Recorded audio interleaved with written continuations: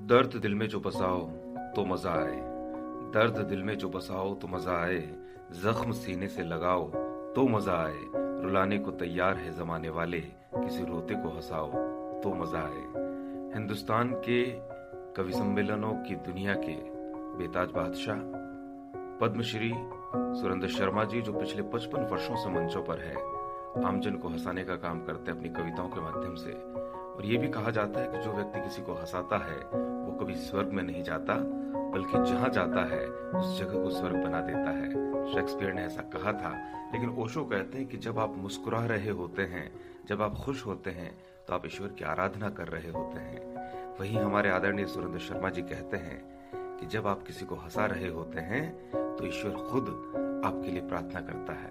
तो आइए बातचीत करते हैं पद्मश्री सुरेंद्र शर्मा जी से उनके जीवन के इस सफर के बारे में, इस कवि सम्मेलन दुनिया के बारे में, जिनकी कविताओं में हास्य तो है ही, साथ में एक संदेश भी होता है। बहुत बहुत स्वागत है सर आपका। हाँ, धन्यवाद। दादा, सबसे पहले मैं जानना चाहता हूं कि किसी भी फील्ड में एक स्तरीय और मर्यादित तरीके से एक आधी सदी का सफर तय करना बहुत बड़ी बात होती है। तो आपने जो सामान्य सुरेंद्र शर्मा से लेकर पद्मश्री सुरेंद्र शर्मा तक का सफर तय किया है, तो इसमें आपका अनुभव कैसा रहा? पद्मश्री से तो मैं अब आगे निकल गए। 13 मेरी बेबी थी, तो कितने हो गए? लगभग मंचों पे तो आपको 50 साल से ऊपर हो गए, और 2013 के बाद जो है 55 साल से 55 साल से ऊपर। वो सब तब अच्छा होता है जब आप पीछे नहीं। क्या बात? अतीत में नपुंसक कौमें जानती है, बहादुर कौमें आगे नहीं सकती। तो मैं कभी क्या किया भूल जाता हूँ। तो पुराना कचरा समेटना दिन अंदर ठीक नहीं रहता। नया कचरा निकल जाएगा तो जगह खाली बचेगी अच्छी चीजों के लिए। जो वैमनस हो किसी के प्रति, कुछ भी हो, वो सब मैं भूल भाल जाता हूँ।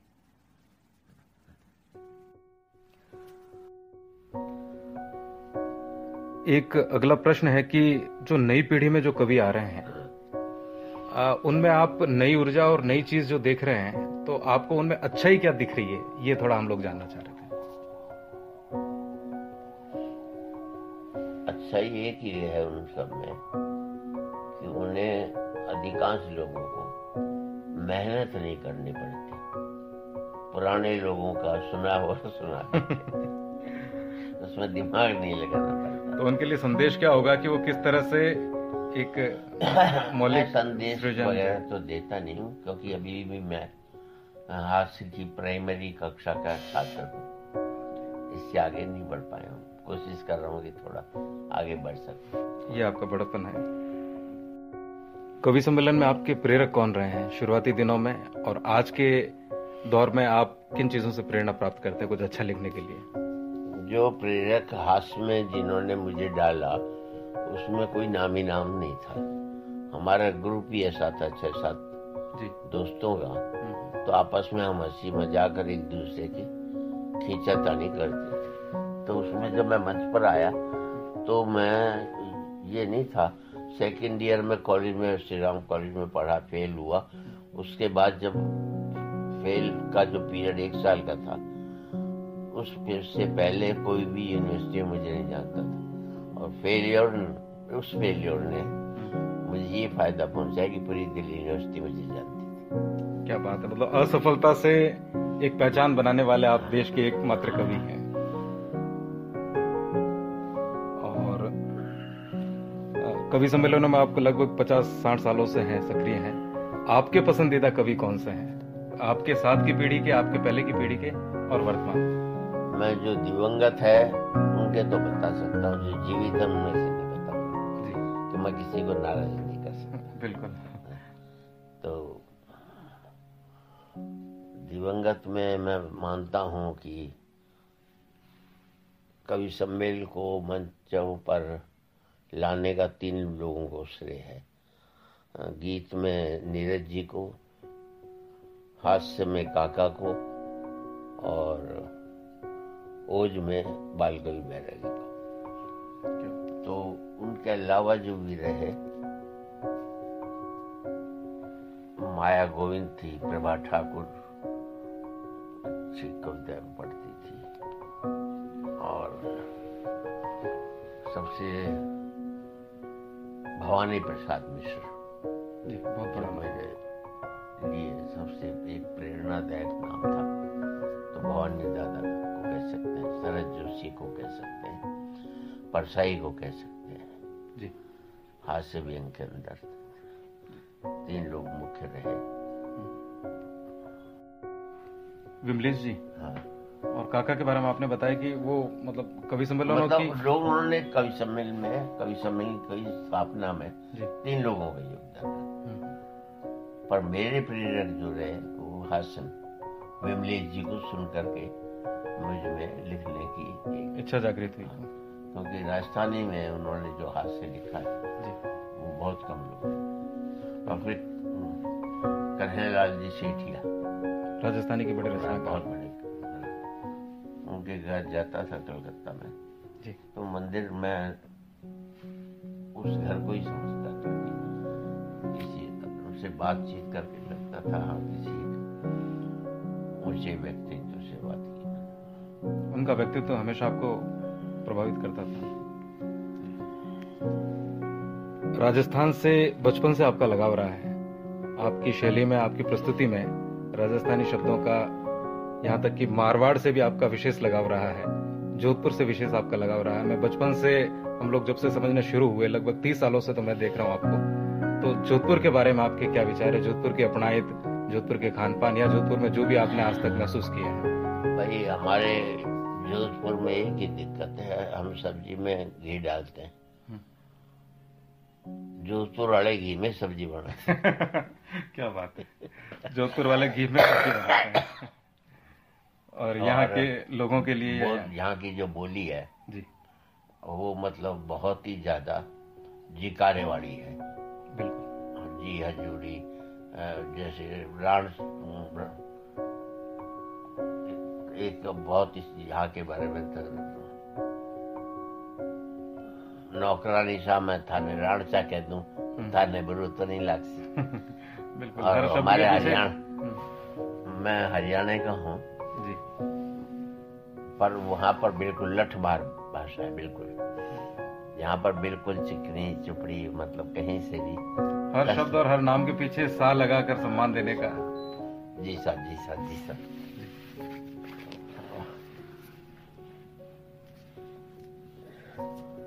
मेरा राजस्थान बॉर्डर से 3 किलोमीटर, क्या गांव का नाम क्या?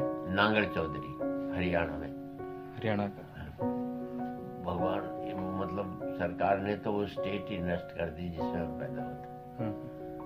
तो आपने राजस्थानी के साथ हरियाणवी बोली को भी जो है पूरे वर्ल्ड में जो है फेमस करने में आपका बहुत बड़ा योगदान रहा है। जब मैं पैदा हुआ तब वो पेप्सू स्टेट था जो खत्म ही कर दी जी। जहाँ ऐसे लोग खत्म हो जाए, बदनाम कर देंगे स्टेट को, तो स्टेट का नाम ही मिटा था। पंजाब भी नहीं था पहले, हरियाणा भी नहीं था, पेप्सू स्टेट थी जिसकी राजधानी पटना थी, पटियाला पटियाला जिसकी राजधानी थी जी। आपने देश में नेहरू से लेकर मोदी तक का शासनकाल देखा है। आप देश के विकास में या देश की जो रफ्तार है उसमें क्या परिवर्तन पाते हैं, और आगे भविष्य में देश आपकी नजर में कैसा आप कल्पना करते हैं? नेहरू जैसा विजन जो है, जिस समय मुल्क आजाद हुआ तो उसमें जो योगदान किया, नेहरू का सबसे बड़ा योगदान है निर्गुण देशों का बनाने का। निर्गुण देशों का बनाने का, जो कि एक बहुत बड़ा काम था, जिसमें उस समय 100-125 निर्गुण देश की, न रूस के साथ है, न अमेरिका के साथ, न किसी बड़ी पावर के साथ। उसमें नेहरू इतने सारे देशों को एक साथ जोड़ना। नेहरू जी और नासिर एंड टीटो 3 जने थे जी, जिन्होंने इसके लिए बहुत बड़ा काम किया। और सोच नेहरू जी की और लोकतांत्रिक मूल्य जो उनके पास थे, डेमोक्रेटिक मूल्य जो थे, उसका कोई जवाब नहीं था। उन्होंने अपने मंत्रिमंडल में भी भाजपा, तब तो जनसंघ था, उनको श्यामा प्रसाद मुखर्जी को भी रखा था जी। और वो सारे विरोधियों को साथ लेकर कई लोगों के खिलाफ तो नेहरू जी कांग्रेस लड़ती नहीं थी कि इनको पार्लियामेंट में आना चाहिए, और उनकी पार्टी के मंत्री पार्लियामेंट में भी उनको विरोध करते थे। तो वो ये नहीं कि उनको हटा देते, तो ये भावना उनमें कभी भी नहीं। मतलब विपक्ष में होते हुए भी दूसरों का सम्मान करना, ये परंपरा उस समय थी। उस समय थी। और फिर इंदिरा जी ने एक बड़ा काम किया कि एक मुल्क के 2 टुकड़े कर दिए ताकि एक तरफ से हम सेफ रह सके। बिल्कुल, हर एक का अपना अपना योगदान है। और फिर लाल बहादुर शास्त्री जी को तो बहुत कम समय मिला, लेकिन अपनी सादगी और उन्होंने किसान को और जवान को जोड़ा। और लीडर वो होता है कि देश में अन्न का संकट था, तो उन्होंने अपील की थी इस सप्ताह में 1 दिन हम खाना नहीं खाएं। कई लोग आज भी उसको निभा रहे हैं कि सोमवार को खाना नहीं खाना। बिल्कुल। तो लीडर वो होता है जो कि पब्लिक की एक अपील का असर हुआ कि पूरे हिंदुस्तान ने उपवास रखा उस बात को निभाने के लिए। फिर राजीव गांधी ने जो रिवॉल्यूशन दिया, ये तकनीकी क्रांति का, वरना 20-22 साल में फोन की मीटिंग लगती थी, लाइटनिंग कार्ड लगाकर बैठे रहते थे। आईटी को इंट्रोड्यूस करने और उस इंट्रोड्यूस करने के बाद 5 साल में उसको पूरे देश में फैलाने वाले नरसिम्हा राव जी थे। और मनमोहन सिंह जी ने आर्थिक क्रांति में, जब मुल्क का सोना खत्म हो गया था चंद्रशेखर जी के टाइम में, तब ये इनको वित्त मंत्री बनाया था, तब इन्होंने वो क्रांति की थी। और डेमोक्रेसी के मामले में देखा जाए तो फिर वाजपेयी जी का 1 सीट कम पड़ गई, लेकिन खरीदा नहीं किसी। क्या बात है। अगर शिक्षा लेनी है किसी राजनीतिक को कि राजनीति में शुचिता और एक मर्यादा को संजो कर रखा उन्होंने, उसको रखा, और कोई किसी के प्रति कोई ऐसी भावना नहीं थी। और बिल्कुल कवियों के प्रति बहुत उनका सम्मान था। आपने भी उनके साथ कार्यक्रम किए हैं? हाँ। तो वो कैसा अनुभव रहा, कोई संस्मरण होता आप बताएं। अनुभव का एक मैं बुलाया था, प्रधानमंत्री थे, बोले कविता नहीं पढ़ूंगा। मैंने मत पढ़िएगा, मैंने कहा आप आ जाइए बस, अब पब्लिक हाँ मानने वाली। तो उन्होंने कहा, मैंने तो मना किया था, मैंने ठीक है, माइक पर गया, मैंने जी ऐसा है, मैं आपको बता दूं, कवि के साथ ही की दिक्कत है, चाहे प्रधानमंत्री भी बन जाए तो बिगर पेमेंट के कविता नहीं पढ़ सकते। बहुत बढ़िया, क्या बात है। फिर उन्होंने आकर के कविता पढ़ी। बहुत बढ़िया, ये तो लाजवाब ही था। और वर्तमान परिदृश्य में आप मोदी जी के संदर्भ में उनकी कार्यप्रणाली, उनके द्वारा लिए गए निर्णयों के बारे में, मोदी जी के बारे में मैं स्पष्ट रूप से उस विषय को छोड़ दिया जाए तो ज्यादा अच्छा जी, तो अखबार छाप नहीं सकेंगे।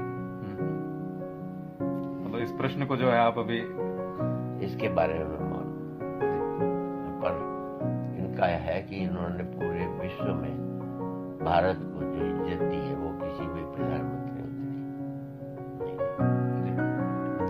एक अंतिम 2 प्रश्न है मेरे। एक तो जैसा कि शुरुआत से आपको जो लोग सुनने वाले हैं, आपका मूल विषय, आप पत्नी जी को, घरवाली को लेकर हमेशा कविताएं सुनाते हैं और लोग इस चीज का आनंद उठाते हैं।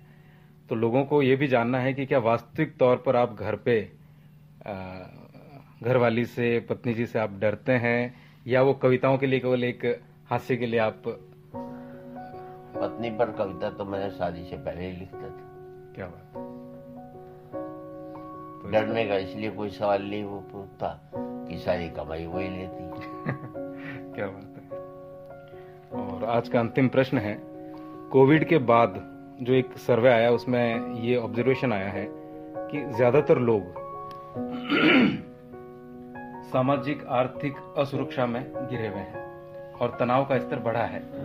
तो ये एक नैसर्गिक जो एक घटना घटित हुई है मानव समाज के ऊपर, तो ये उसको तो रोका नहीं जा सकता। लेकिन अब जैसे जैसे स्थितियां सामान्य हो रही है तो आम आदमी तनाव से मुक्ति के लिए क्या करे, उसके लिए आप क्या एक जादुई मंत्र देना चाहेंगे? कोविड ने हमें ये सिखा दिया कि हम अपनी अलमारी खोलते हैं तो पता लगा इतनी बेकार की चीजें हमने खरीदी। क्या बात है। ये नहीं खरीदते तो भी काम चल सकता था। फिजूल खर्ची को कोविड ने बहुत हद तक कम किया है, पर जिस बात पर काम होना चाहिए था वो अभी तक नहीं हुआ है कि इस वैक्सीन के कितने दुष्प्रभाव हुए। इस पर एक रिसर्च होनी चाहिए कि कहीं इस मुल्क के, मैं ऐसे 100 लोगों को जानता हूँ जिन्होंने वैक्सीन लगाई थी और उसके काफी दुष्परिणाम भी भुगते, कईयों की मृत्यु भी हुई, और उसके बारे में कोई भी आज तक एक ठोस पूरे संसार के अंदर। तो मतलब आप अपील करना चाहते हैं कि इसके ऊपर गवर्नमेंट जो भी है रिसर्च करें कि कोई रिसर्च वर्क इस बात पर नहीं हुआ है कि पहले दौर का था जो दूसरे दौर आया उसमें कितने ऐसे लोग थे जिन्हें वैक्सीन लग चुकी थी और फिर भी उनको वो अटैक आया, और शरीर के किन किन अंगों पर इसका असर पड़ा। यूथ्स में जो है कार्डियक अरेस्ट बहुत ज्यादा आ रहे हैं उस कोविड के बाद, जो कि वैक्सीनेशन लगे, और शुगर लेवल यंग एज में बहुत ज्यादा बढ़ने लगा। काफी चीजों की प्रॉब्लम है, काफी चीजों की लोगों के अंदर ये प्रॉब्लम आई है।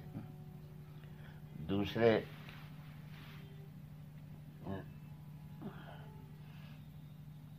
कुछ न्यायपालिका के जो निर्णय है उन पर लोकसभा को नए सिरे से विचार करके उसको निर्णय को, डिसीजन को खत्म करना चाहिए। जैसे डीजल की गाड़ी 10 साल, पेट्रोल की 15 साल, तो गाड़ी की उम्र किलोमीटर से तय होनी चाहिए, ना कि 7 से। एक छोटे कस्बे का एक गरीब आदमी, कोई एक मध्यम वर्गीय आदमी एक गाड़ी खरीद लेता है, 10 किलोमीटर में शहर चलाएगा कितने, और एक रोज टैक्सी चलाता है 400 किलोमीटर को चला लेता है। तो इस बारे में मेरे ख्याल से मतलब समय से तुलना न करके उसकी जो किलोमीटर से है। आज दिल्ली में 28 लाख गाड़ी बेकार खड़ी जी। तो ये जो अपराध है ये न्यायपालिका की एक गलती है जिसको खुद ही सुधारना चाहिए था, नहीं तो पार्लियामेंट को इसमें सुधार लाना चाहिए। इससे आम लोगों को, जो मध्यम वर्गीय जिनके पास वाहन है, उन्हें बड़ा इसका फायदा पहुंचा। अंतिम एक आप लोगों में अवसाद और तनाव को कम करने के लिए कोई 2 पंक्तियों में आप संक्षिप्त में जो भी आप कहना चाहते, आम आदमी को क्या ध्यान रखना? आम आदमी को नीचे देखना शुरू कर दे तो हर आदमी सुखी है, ऊपर देखना शुरू कर देगा तो हर आदमी दुखी है। क्या बात है, क्या बात है। बहुत बहुत धन्यवाद, थैंक यू सो मच।